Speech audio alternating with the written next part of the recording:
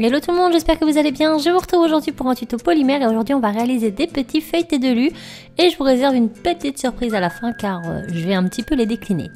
Donc d'abord je prends de l'ocre, un tout petit peu d'ocre et du blanc et je mélange pour avoir une pâte couleur gâteau assez claire.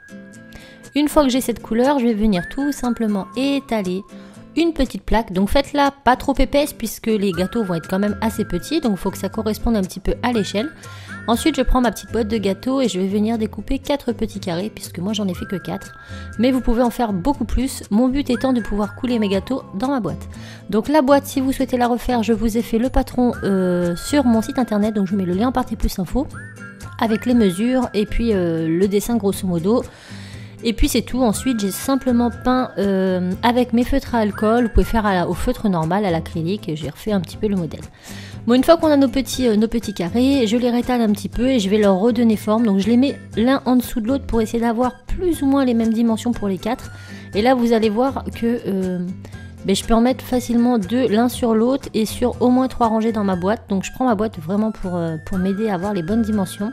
Ensuite avec mon scalpel, je le mets un peu en biais et je vais venir créer des petits traits en fait. Donc je fais 3 rangées de 3 et lorsque c'est fait, avec mon scalpel je vais venir faire ces petits losanges. Donc en fait vous avez juste à décliner la pointe de votre scalpel d'un côté, de l'autre, puis en bas, puis de l'autre côté pour essayer de vous donner des petits losanges. Donc ça va tout le temps se déformer, on va tout le temps revenir dessus. Donc là je retravaille un petit peu avec mon dotting tool car les petits espaces quand même sont très présents sur le feuilleté. Ensuite je prends ma brosse à dents, je donne un petit coup partout sur le dessus et sur le côté. Là je retravaille parce qu'avec la brosse à dents ça s'est écrasé, mais vous allez voir que vous allez tout le temps retravailler les petits trous. Donc je fais ça pour tous. Ensuite avec un petit dotting tool je vais faire des petites marques comme ça sur les contours pour avoir un feuilleté pas trop droit parce qu'il n'est pas tout à fait droit, et puis un peu sur le dessus de façon à ce que quand on mette la pastel après ça fasse des petites bosselures. Voilà, je sais pas si je m'explique bien. Donc je me suis vraiment inspirée d'un vrai feuilleté puisque j'en avais gardé un exprès pour refaire les miens. Donc là pareil, je réécarte un petit peu. Je fais comme des petites croix en fait, ça va permettre de refaire mes petits losanges, même si voilà, on va faire comme on peut. Bon, ensuite je passe au pastel sec. Donc là je mets de l'ocre partout, donc sur la surface et sur les côtés. Moi j'ai également fait l'arrière et vous verrez à la fin pourquoi, mais vous n'êtes pas obligé, ça dépend de ce que vous voulez faire de vos breloques. Enfin de vos feuilletés, pardon. Une fois que j'ai mis mon ocre, je retravaille. Donc je retravaille toujours entre chaque étape parce que si vous ne le faites pas, vous allez vous retrouver embêté, les trous vont se boucher. Donc entre chaque étape, on retravaille. Comme ça évite que ça se bouche et qu'on refasse tout en fait, tout simplement. Donc pareil, je refais là tout compte fait avec mon scalpel parce que les marques sont beaucoup plus droites qu'avec le dotting tool. Et vu que c'est des losanges, à la base, c'est censé avoir des arêtes assez droites. Donc je fais ça pour tous mes petits feuilletés.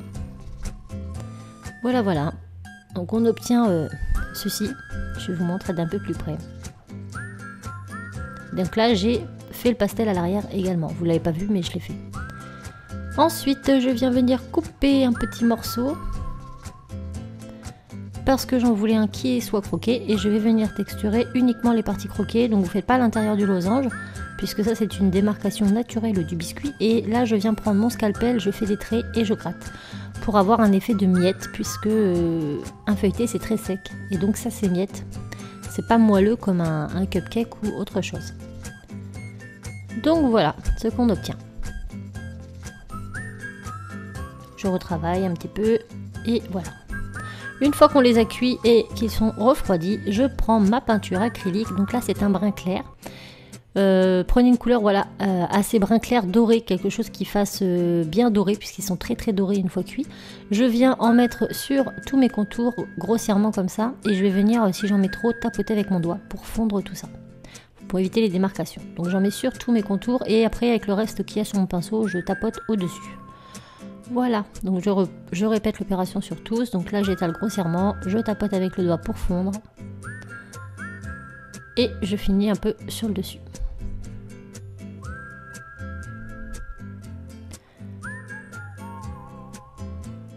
Donc faut pas avoir peur de se salir les doigts pour le coup parce que... Donc je ne fais pas l'arrière par contre, je fais vraiment que le dessus du biscuit. Pour celui qui est croqué, je vais bien évidemment pas faire la tranche. La tranche qui est coupée, on n'y touche pas. Donc on va jusqu'au bord là, stop, et au bord là. Voilà, on ne touche pas au milieu qui lui sera très clair. et un peu au milieu. Voilà ce que ça nous donne. Maintenant je prends du vernis Fimo, je trempe bien mon pinceau et je tapote au-dessus, très aléatoirement, sur chacun de mes biscuits, puisque je vais venir mettre mon sucre. Donc le faux sucre, moi je l'avais eu par Odé la Création, mais vous en retrouverez sur la boutique de la petite épicerie, par exemple, puisque je sais qu'ils en font.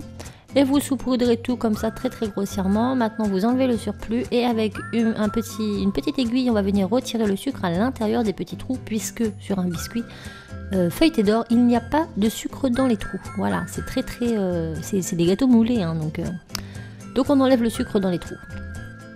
Voilà, on passe une petite aiguille dedans, ça retire tout. Et on laisse sécher. Une fois que ce sera bien sec, on pourra remettre un petit coup de vernis par-dessus, histoire de faire tenir les petits cristaux, et pour être sûr que dans le temps, ça ne s'enlève pas. Et puis voilà.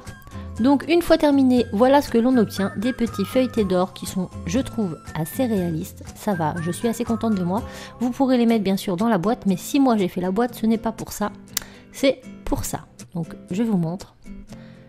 Tadam! J'ai tout simplement fait des boucles d'oreilles et je trouvais que le fait de faire la petite boîte était super sympathique pour offrir ces boucles d'oreilles. Et oui, comme ça vous allez pouvoir offrir des boucles d'oreilles feuilletées d'or dans une boîte feuilletée d'or. Elle est pas belle la vie?